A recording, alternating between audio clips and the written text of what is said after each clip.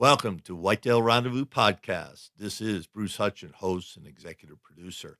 Each week you will hear tips, techniques, strategies, and personal stories from some of the best and funniest whitetail hunters in North America. Hope you enjoyed today's episode. If you do, tell a friend on social media.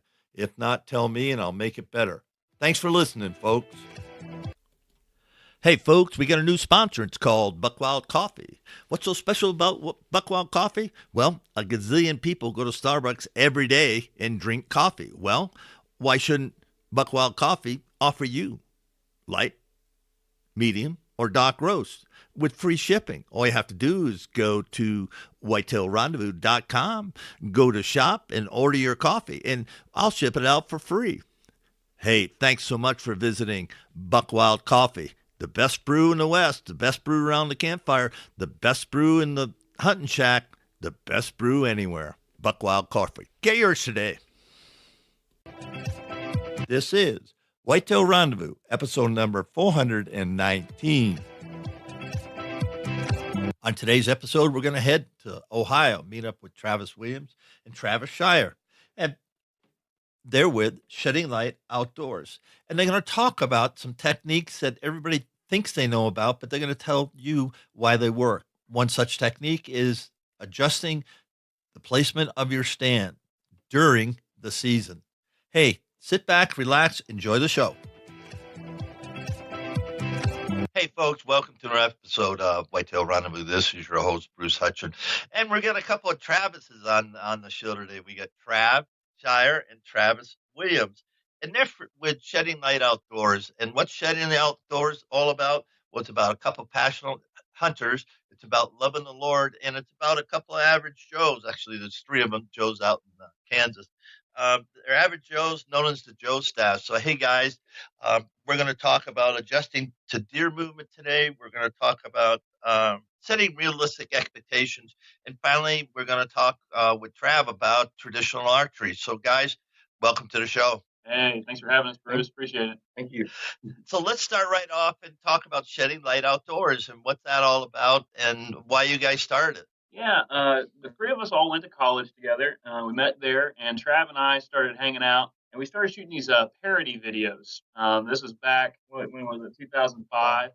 And so we did, we called it TNT Outdoors, and we did like squirrel hunting adventure and groundhog hunting safari. It was stupid, but we had a lot of fun with it, just kind of filming. And then whenever I moved down to this area, Trav came and filmed me one hunt. He's like, just let me actually film you for real, not a parody. And doe came out. She came in broadside at about 30 yards. He filmed it. I dropped her on the spot, hit a little high, but it worked. And it was our first actual kill. And so from that point on, we were hooked. And then Joey, meanwhile, he was out in Wisconsin and then moving to Kansas now. He had he called it the Christian Bow Hunter blog.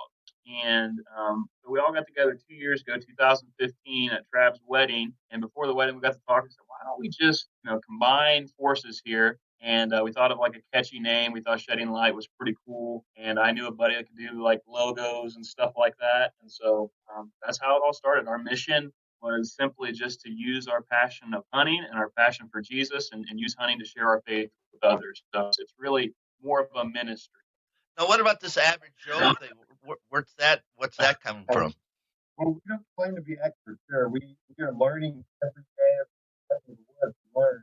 We don't want to be a pro staff or an average Joe staff. So we don't want to be a claim to be an expert. And one of our guys' names is Joe, Joey. So it just kind of made sense to call ourselves the Joe staff, just so right off the bat, whenever you hear us, we're learning. I think we're kind of the average guy that we watch a lot of videos. We read podcasts and we listen to your podcast. We try and learn things. And so we don't claim to have it all figured out. We're learning just like everybody else is. Yeah, and you think about learning because whitetails will school us all the time, even in the woods that and hunted for a long time, they'll still school us. So let's talk a little about knowing deer movement and how you adapt to that. Well, I remember several years ago, I was always nervous about being the right tree. I felt pressure to be in the right tree. And there may be 100-yard patch of woods. that deer are moving through, but you do not know exactly where. And I just want to encourage people to get in a tree, get in there, and observe with your own eyes where the deer are moving, and then move your stand according to what you see. I think that is one of the best ways I've capitalized on killing some deer. I think of a nice 8-point I killed. I was on a ridge, and I sat there all morning and watched deer cross in the valley. So that afternoon, I moved my stand into that valley. And the next morning, I shot a pretty nice 8-point at 10 yards. And I think there's a lot to learn from visualizing your movement for yourself and moving on it. You know, go ahead. I was just gonna say I had the same scenario last year. I set up and I was kind of hunting an edge, and I was looking toward this spot I hadn't hunted before. And these, I kept on seeing these buck screws, but they're about 50 yards away from me. So I thought I just need to move, 30 yards closer. So I found the tree. I was like, that's where I'm going to be next time I come in. And so I sat in that stand. We had two magical hunts where we had bucks were cruising. It was the middle of the rut. I had a nice 10-point come in, and I just shot right underneath of them, missed them. But I mean, I would have never had the shot had I been in that, 30, 40 yards away where I originally set up. So I think don't be afraid to move. I think some guys are like, this is the stand I've got to be in forever, and being able to adjust, even mid-season, you can do it without disturbing the deer. That's the way to go. And thanks for that. When you think about your hunting traditions and how you get started, let's just share, how you get started hunting. Well, when I was younger, my dad and I could, and when I was 11 years old, I shot my first doe. Shot her with a shotgun, and with that adrenaline rush, I remember shaking so bad. And from that point on, I was absolutely hooked. And I ended up shooting my first buck with the shotgun. I was 15, and then when I was 17, I shot my first deer or doe, actually a button buck. I'm sorry, with a recurve. I appreciate what my dad did. He wouldn't let me use a crossbow compound until I accomplished the bow harvest with the recurve, and I shot. It was only about 5 yards from my tree, and I shot it, and it was such a rewarding feeling. So. I a little different in that I grew up where we were at in my hometown, little tiny, town on the state road. We did deer drives. And so growing up, the whole idea of like sitting and waiting on a deer was foreign to me because we had a bunch of guys that drove deer. That's all I knew how to do. And so I remember I started as soon as I could be old enough to get my hunter safety card. I was in the woods, and it took probably 4 or 5 years. And I just remember it was a deer drive. It was a buck on the run, and I just pulled up, and the Lord allowed me to somehow make a shot on this running deer, and it was a little 6-point. And bow hunting didn't come till later on. In college, I came home, and my dad had a crossbow, so I went up and got a feeder, and we're allowed to in Ohio have corn, and so I shot a buck underneath the feeder. That kind of got the adrenaline going. But the big thing was whenever I got married, my dad gave me an old bear bow. I practiced with it like a lot. Had my first compound. I went down to my wife's grandparents' house, and I'll never forget this doe came in. She stood broadside. I made a good shot on her, and that was it. That hooked me. And so that was 2009. For the last 8 years, I've been really learning how to do compound. I still hunt guns, still do muzzleloader, but primarily using the compound. What are some of the lessons learned that you guys had from your parents, from your dads, about hunting that stayed with you today? So, guys, share with me what is going on as far as lessons learned that you've taken forward from your parents or from other, uncles or other friends. Yeah. Well, I think I had word. I remember it seemed like remember a tree too trying to put a stand in. He was if we found a tree in the right spot, he would make it work, and he would get a stand in that tree. And I think I appreciate that. I put a lot of time in hunting when I was younger, and I realized that in order to be successful, you have to spend the time in the woods. I think he also told me that it doesn't come easy, and you can't set your expectations for it to come easy or it will disappoint you. So those are some things I learned from my father. But I think with my dad, it's the camaraderie of a hunt.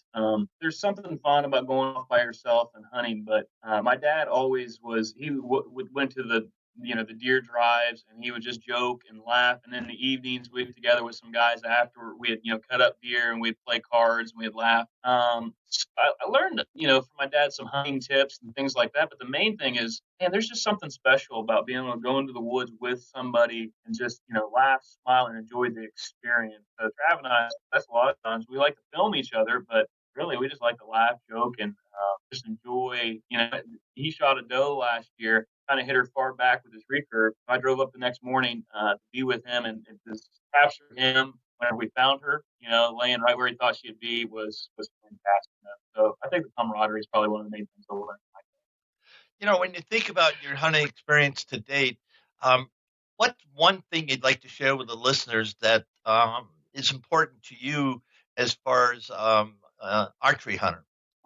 I think personally, I want to stress that realistic expectations is highly important. I feel like today we can get sucked into Facebook and social media and the professionals on TV, and especially for young hunters or folks just coming into hunting, and they think a 5-year-old buck or a big buck is the standard. That's what you got to go with to be a successful hunter. But I just want to stress that that's not how it works, because you want to cut your teeth on basically any legal animal helps you develop those skills to deal with under pressure, because there's a pressure that an emotional adrenaline that comes over you that's kind of hard to deal with when you first start hunting and experiencing that. And I think that you just want to kill a legal animal, and I think it's kind of like cutting your teeth. You don't want to start at the top. You want to start on soft food. And it really makes you appreciate it then when you eventually do get to the bigger animals. I think that that's something I've noticed. I'd be along the same lines. I think make sure you practice, make sure you're ready, and you read and you learn as much as you can coming into hunting. But I would say for your listeners, for me, with the compound, I think you got to go in. It's one thing, obviously, to put your practice in, but also to know what type of animal you're going after, and also know what kind of animal is in your woods. The longest time, I had really high expectations. I'd see these guys on Facebook posting these giant 170-inch deer. Well, that's great if you have a 170-inch deer in your woods, but if all you have, the highest thing that you got is a 130, 140, you're going to eat a lot of tag soup every year. So we each kind of, in our group, Joey, out in Kansas, he has, what'd you say about the? Oh, yeah, out in Kansas, around here, I think deer come out with spots, but out there they come out with 160-inch antlers. I think they were born booming out there. I don't know. No, he's got some giant on his camera, and he's still thinking about Joey, he's still last year, he kind of had a tough year to be a perfect play of that. And this year, he's he's getting confidence. So his goal this year is regain confidence. My goal this year, I killed some 8 points and some smaller bucks. I want to kill a mature buck that I'm happy to put on my wall. I've killed enough of the smaller ones that I'm I want to hold out, and I want to know that whenever he comes in, it's going to make me stand. Last year, I had that deer come in, and I was sitting there thinking about it, and I was thinking about it and looking at him and zooming in with my camera on his horse. I'm like, don't shoot him. If he doesn't make you stand up, don't shoot. And then Trav, has a little bit different standards than me, and that's okay. I can't stand the face tag. I like to throw my tag. Honestly, I like 110 inches kind of my standard, and I think I grew up playing some pressured land, and I just realized it's tough. It's tough to kill a big deer every year, and so I really appreciate even 110-inch deer. Is kind of where my standard is now. But with the recurve, I'm actually hunting with the recurve now, and I've so far killed three deer with the recurve, no bucks. This year, I want to kill a buck with the recurve, and if it's a spike, by all means, I'm going to try to slip an arrow in it, because I want to get that experience. And there's just a predator instinct when you put tension on that string and you make a good shot. That feeling just totally fulfills me and just gives me a good feeling. So I'm hoping it's like a pinpoint instead of a spike, but we'll still love each other no matter what he shoots. So it's all right. It's all good. Like I tell people about elk hunting, they say, well, what about elk hunting in the West, blah, blah, blah. I said, any elk is a good elk. I don't care if it's a cow, if it's got to be legal. Okay. But right. Other than Last that. year was my first elk hunt. Oh, where'd you go? Went to southern Pagosa Springs, Colorado. It was fantastic. Didn't kill anything. I was looking. That's steep country. Oh my goodness. Yeah, it was. This Ohio boy was not ready. I live in the hills of Ohio, southern Ohio, but there was no getting prepared for the wind, the air and all that. But no, it was fantastic. But yeah, I'm with you. I think I would have shot anything legal that came in front of my scope, but that opportunity never presented itself. Yeah. Did you go with a guide or outfitter? No, I went just a DIY. I went with some cousins who had been out to this area before and had a lot of fun. And I was on some elk at one point, but it was just second season rifle. It was really hot, and so the elk weren't coming down, so you really had to go up and just learn. I would do a lot of things differently. I probably would go. I'd like to do a drop camp next time. I still like the idea of DIY, not having a guide. Guides are cool, but I just can't bring myself. I just like that idea of trying to figure it out and learn and eat a lot of tag soup that way, I'm sure. But it was exciting. We'll go back again, I'm sure. Well, yeah, you'll have to off recording. We'll have to talk a little bit because I've lived out here a long time. So maybe maybe a couple pointers. That's for sure. I'll take anything you give. So let's go back, Travis, and talk about hunting mature deer, because if you killed a lot of small deer, similar stands, similar areas, what are you going to change up? Because if you haven't already seen mature deer, you aren't in the right place. Well, for me, I've made a lot of rookie mistakes going in. So I've shot myself in the foot. I did not play the wind as much as I should have. A thing that we learned, and we should have learned this long ago, but Ohio, you can use corn bait pile, and so one of the things we'd do is we'd put out the corn, and then we'd set our stand, maybe 20 yards. But we never thought about how a mature buck would access that point. He's going to come in downwind. And so we always wonder, why is he all these does and these spikes will come in, they'll come straight in. They don't even think about, danger, but a mature buck is alive for a reason. And so for a couple of years, I think I shot myself in the foot. I would also I would grunt, I would blind grunt, or I'd blind rattle, and do all these things that I saw on TV because I thought that's what you're supposed to do, never thinking of the approach of that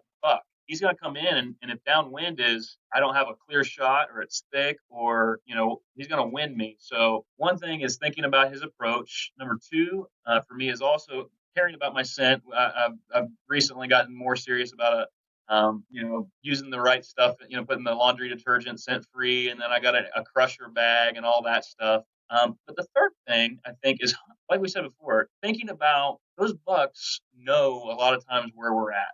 So changing the location and going into areas, pockets, trying to find those pockets where a mature buck is comfortable. And like last year, that was it for me. I found the spot that was going to be the best spot. And I mean, I saw deer after deer there. And then what the next door neighbor, he put in an 8-foot fence all the way around. These three guys put in a high fence all the way around their property. So that just changed for me. But so this year, my goal is just take inventory and try and see, dive into some spots I haven't been before. Let's talk about that 8-foot fence. Yeah. So did they go high fencing? So they're paying people? Yeah. No, these guys. Well, yeah. What? No, they are. These are three guys that for themselves. They are not. But my knowledge, they're not leasing. They're not bringing people in. They just must have the money, and they put fenced in 180 acres. And so that is completely. I've just now started to understand this property, and so we're going to have to readjust. I mean, it's going to create some new funnels. We're kind of optimistic about it because those deer that are on our side, they're not going to go over there. So we kind of got them on our side of the fence. We're going to use that to our advantage. Are they going to release deer, or have they released deer? Well, turkey hunting, we looked across the fence and there were deer with ear tags in their ear. There you go. Okay. Yeah, so they released deer. Yeah. And so, so they get their own high fence operation because typically 180 acres isn't enough to sustain a herd for three guys or grow a herd. It's just not going to happen. I mean, it could, but it's going to take a long time and just depends because when you put the fence up, you don't know what's there. Right. Yeah. So we are going to be getting used to the fence, but so are the deer. During turkey season, we were out and Trav left some stuff in a field, went back to the field, and there was a buck that was there, and he was running into the fence. And Trav videoed this deer. The last time he takes off running and ran right into a pipe and ended up killing the deer. He gets this all on camera. He ran into the 8-foot fence and killed himself, which is really sad to see. So I wonder why he was so motivated to get in that terrain. Well, that fence has never been there before, and he didn't know how to get away from it. I don't know. I jumped those deer in a patch of woods, and there were 3 of them, and 2 of them followed the fence line on up. this guy was Young buck determined to get through the fence. So It's not going to work. not going to work. No, it didn't work. Yeah, and Ohio, everybody knows there's some big bucks, in Ohio. The hammer buck came from Ohio, in just monstrous deer. Now, in your area where you're at, do you have that class of deer? Yeah, I'd say so. Yeah, I think so. We've got every farm I've ever put cameras on. There's at least 170-inch deer there. You might be there at 1 a.m., but you see them. I think that mature bucks, quality deer management is kind of picking up. I think the mentality and a lot of people these days, which if you don't have this mentality, it's fine. I don't have it myself yet, but but they're passing younger bucks, and I've seen more mature deer than what I remember in the past. I think the caliber buck is here. Yeah, I would know that there's a couple TV shows that come out and they hunt pretty much within a mile or two of where we're hunting at, primarily. So I think that is, that just tells me that there are plenty of, and we see the pictures posted like in the gas stations, and these guys they're on 170, 180 inch deer. There's a buddy of ours, not too far from here, that shot, it was like 185, 100, almost 190 inch deer. So I would say that those are the places where it's big acreage and people were able to kind of manage their farms.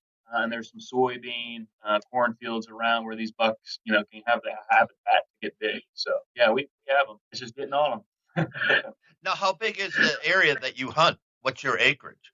I have one farm with 70 acres, and actually I killed a deer on a 5-acre 9-point on a 5-acre piece in 2013, and then the farm that I hunt is got about 100 acres, and it's mostly alfalfa field and Whitetail Rendezvous is pleased to announce a partnership with GoHunt.com.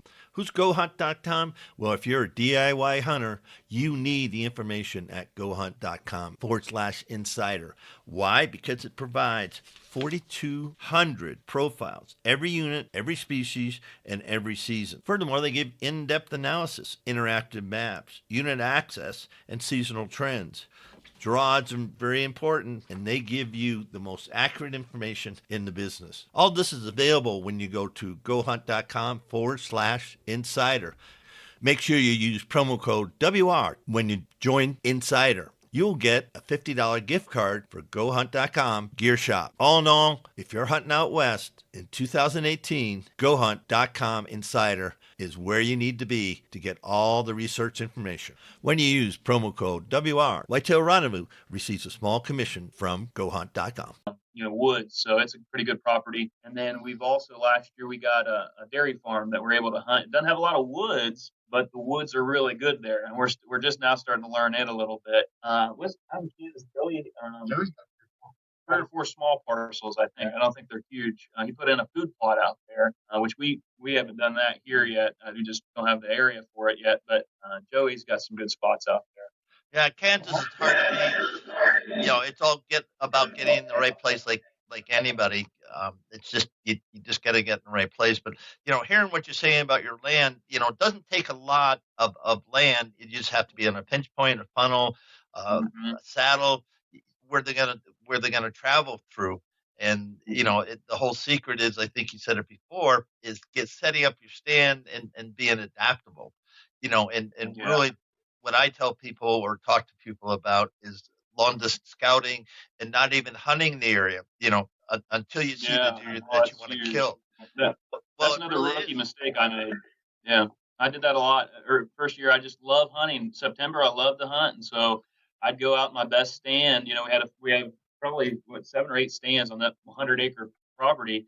I would go out to the best one, the pinch point, and I would sit in it, and I'd sit in it, and I'd sit in it. And he was always telling me, I don't know that you should do that. And so last year, I stayed out a good bit, and that's whenever I had that real nice 10-point, I'll call him Tight Rack 10, came in right down the path. I had a shot at him, but I decided to let him go last year because I think this year I had an encounter with him just the other day, and he's a bigger deer, more mature. So, I think not blowing your stands early on, waiting for the right time, right conditions. That's important. Yeah, and the way to do is just you get in there with your truck and cover as much area, or you set up scouting stands, not in the optimum place, but where you can just check them. That goes back to adjust your stand, because really, if you think about it, would you hunt all season for one shot at a mature deer? Forget the points. just the mature deer that gets your heart going. Would you do that? And if you had one set, knowing that, okay, this year this is how I'm going to do it. As soon as I can pattern this deer, I'm going to go in and I might sit that stand one day or day and a half, because these big bucks know that you're there. Mm-hmm. I mean, and that's why if you want to talk to lots and lots of people, as I have on the show, is they say, the first 2 or 3 sits are the best time to shoot a deer out of your stand, period. Yeah. And I'm guilty of it.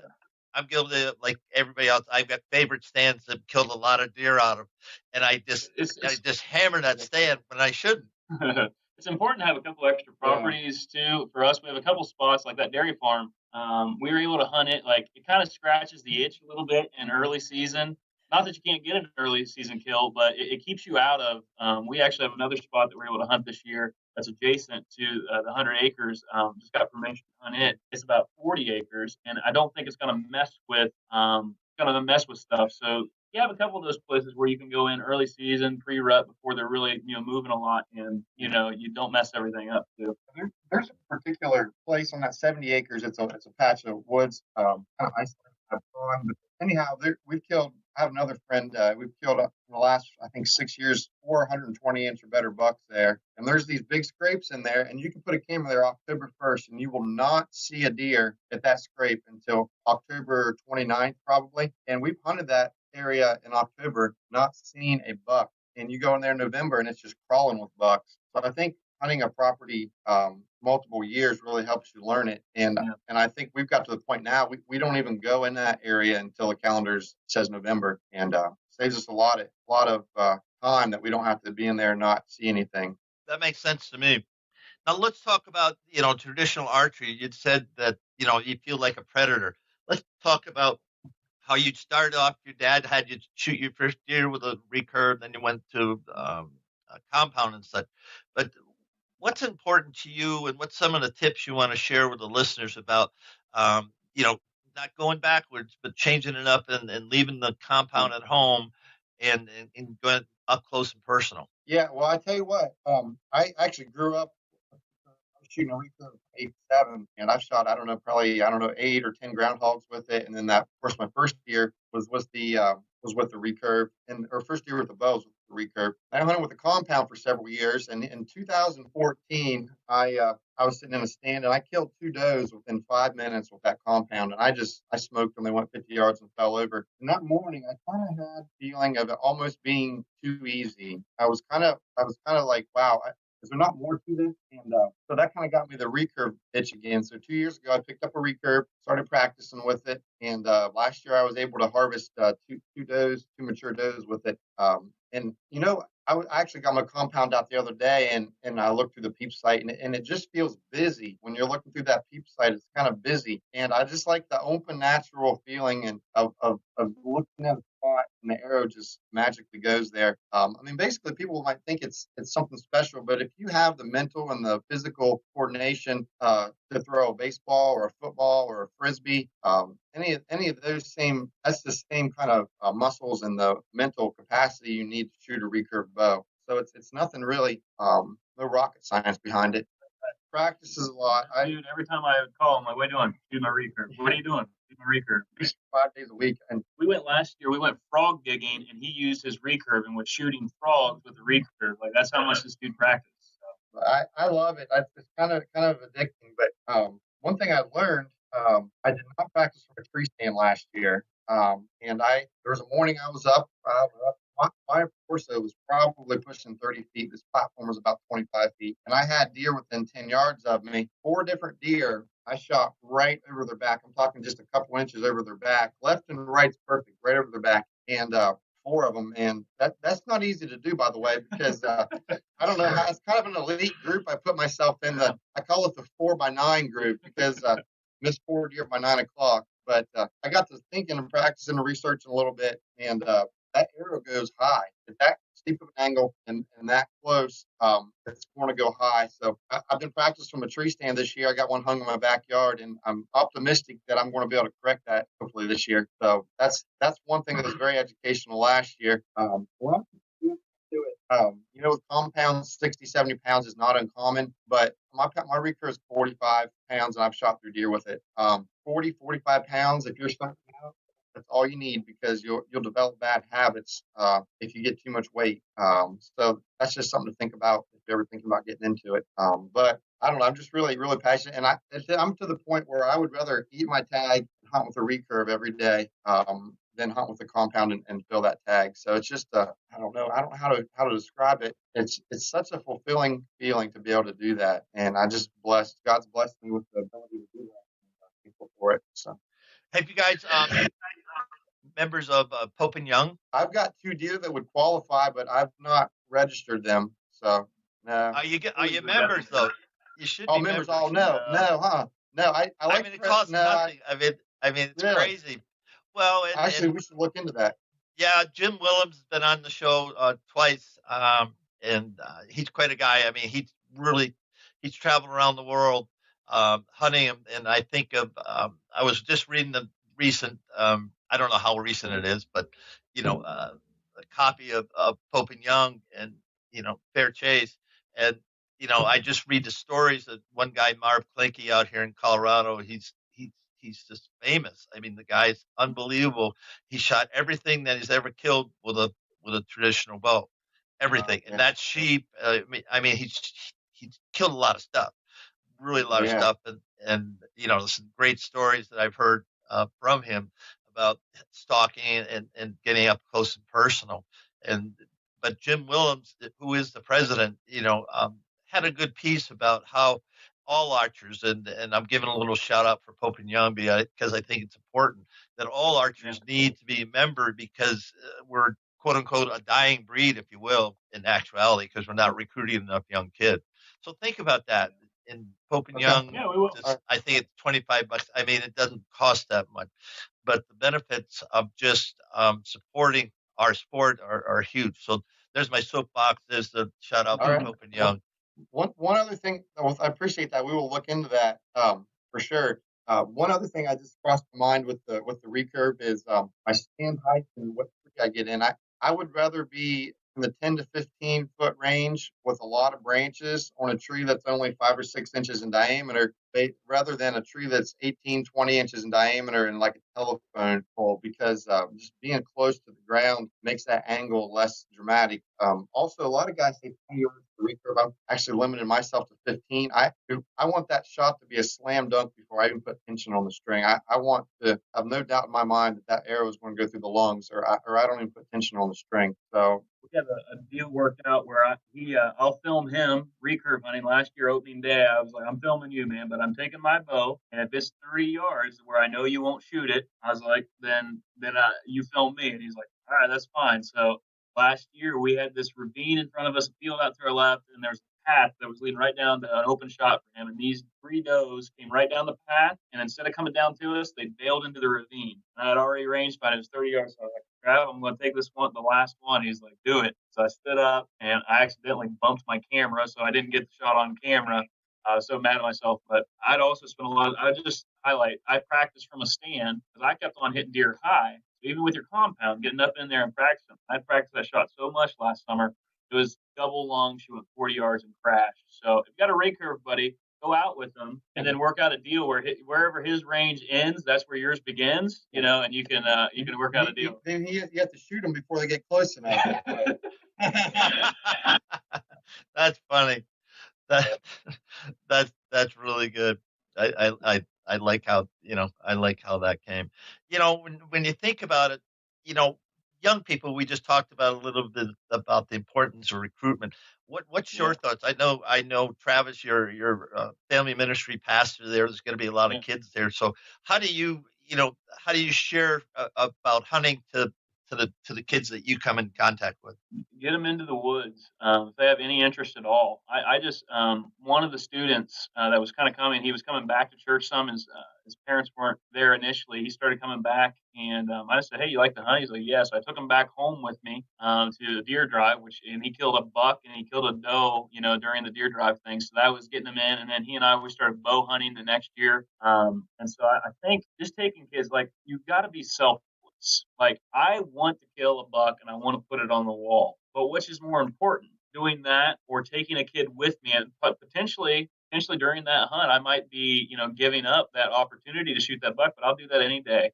We took out some boys, we've taken out some other people, turkey hunting, and it picked him into, yeah, I got his first bird, took a boy out, Riley. I got it on film. We had these Jakes come in and he shot one, and just that to me, I think that feeling of helping a kid get their first animal and being able to join them on the hunt, it's just that's where it's at. You get them into the woods and get them that experience.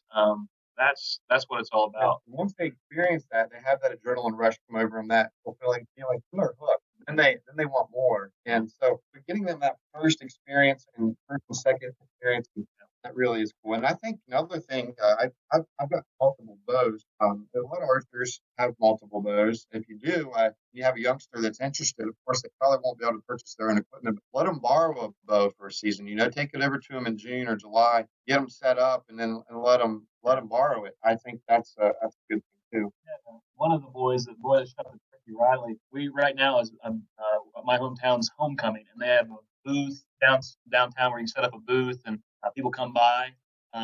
One of the boys he's like, "Can I join your booth?" The boys up there, well, yeah. So last night we were talking to people. We had our booth set up, and Riley's right there with us, just chatting along. And he's pumped because he made our highlight. We made a 2017 highlight video, put it on YouTube, and we're showing it to everybody at homecoming, and he's on the highlight video. So that kind of stuff. It's just anytime as you just got to learn to be selfless. If all you care about is you going out and being a solo hunter and big bucks on the wall, that's fine. That's what you want to do. But I find it more fulfilling to take some of these young guys out and really, mentor them. That's part of the Christian life, is being a discipler, making disciples. So while I'm out there, we're not just talking about hunting, we're talking about life. So that's a good. I like that. One thing, when you were talking about, hunting from stands, have you ever hunted out of just the ground with your recurve? Have you ever thought about that? I have, yeah. I do. I'm afraid of the movement. I have not found the perfect location. I've only hunted a couple times on the ground. I haven't been successful, but I really like the idea of hunting on the ground because you don't have the noise of playing in your stand. You can just sneak in there and plop down, and it'd be really in your face type stuff. He sent me a text earlier, like about a month ago, said, "Hey, should I hunt from the ground this year?" And I was like, "Dude, you do whatever you want, but I can't. I just can't." I love the feeling of being 25 feet up, 20, 25 feet up, and that deer, even if it's a little spike, just walking underneath your stand and he's looking around and he doesn't have a clue you're there. That to me is so enjoyable. I just love that aspect of hunting. So hunting on the ground, I also like to be able to see. Like I'm a person, I'm not the most disciplined, so sometimes I move around. I like that freedom of being up, 25 feet and look around and see them come in. And also for video's sake, we are trying to video our hunts. It's really hard to video from the ground. Yeah, I would definitely say on the video part, but on the hunting part, you get yourself a ghillie suit, and you'd be surprised. Deer will come right by you. Literally. We're talking feet. Forget yards. I've had deer on the ground, didn't shoot them, but they're just coming down this trail and they're oblivious that I'm there, and I'm not that good of a hunter. No, I'm not that good of a hunter. But one, a lot of deer. Two, I was on the right trail, and they were going someplace. In the first buck I ever shot, I wasn't on the ground, but I wasn't 10 feet up a tree, and he literally walked underneath me. And it's just, that's awesome. I did shoot 135-inch 9-point from the ground, but that buck was rattled him, man. He was mad. I think he saw us, but he was either coming to run us off, or I think checking if we were a doe. He didn't care. I don't think he even realized humans existed. He was so jacked up. He came right in. But, well, the thing is, the versatility and being adaptive, and sitting on a ridge or sitting across from a ridge, however you want to say it, and spotting those deer, then you can slip in. There's no sound, there's no anything. Yeah. You got to play the wind. Scent control is huge, but you can, once you play the wind, you pick the right tree, put your back against it. They'll never see you draw. They'll come right by, and it's different mentality. But especially with a recurve, because you're talking 10-yard shots. Yeah, that's what I like, slam dunk shots. And I'm going to try to get a turkey this spring. I'm going to definitely hunt from the ground that way this coming spring. So try to get a turkey with the recurve. See how that goes. That's a little harder because they got better eyes than deer. And yeah, that's there's more than one. Yeah, there's usually more than one walking down the trail. I might get actual ground blind to get in for that, I think. That's great. Well, guys, we're at the time of the show. Why don't you give some shout outs to friends, neighbors, and all the rest, and then we'll call it a show.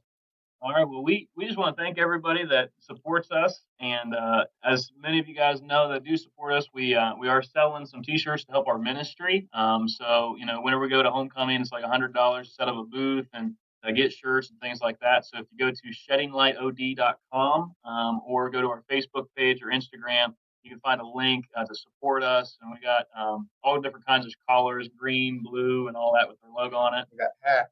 Yeah. So we just got some hats that we're selling for $20. So that's our little plug there. But really, we appreciate the people that support. We really want this. We don't care if we ever make it on TV. That's not our goal. Our goal, we call it shedding the light. We want to shed the light of the gospel and tell people, hey, hunting is awesome, but your relationship with the Lord, that's it. If you don't have that, you can kill the biggest buck of your life, 200-inch buck, have them on the wall. But at the end of your life, whenever you pass away, where are you headed? Do you know where you're going? Do you know what the point of your life is? And so we just like to encourage people and tell them, hey, it's awesome to be in the woods and love that, but it's better to have that relationship with the Lord, and that's what we want to encourage people to do. Yeah, we have, like I said, on Facebook, is it Shedding Light Outdoors? Yeah, I think it's Shedding Light Out. Just look up Shedding Light Outdoors. I think we're the only one. How about on Instagram? Yeah, Instagram, there too, Shedding Light Outdoors. Yeah. Okay. Yeah. Shedding Light Outdoors or Shedding Light OD. Either one of those will help you find us. All right. So on We're behalf on YouTube as well. YouTube Shedding Light Outdoors? Yep. All right. Well, on behalf of Whitetail Rendezvous, this has been really fun and sitting and chit chatting with you guys, and we shared some big buck nuggets, as I say, and tips and techniques, and found out a little bit more about Shedding Light Outdoors. So thanks, guys, for being on the show. Hey, Thank thanks, you. Bruce. Appreciate it. Hey, up next, we're heading to central Nebraska, and we're going to connect with Jason Obermiller. Now, Jason is a teacher. In fact, he's got a master's in biology. But more important than that, he loved chasing whitetails. And he and a partner, Eric, started a company called Rackology. Now, Rackology is an attractant and minerals all in one bag. And Jason is going to talk about the importance of feeding deer, supplementing deer during the prime growing season. And it might surprise you when that growing season is for bucks. It might not be what you think.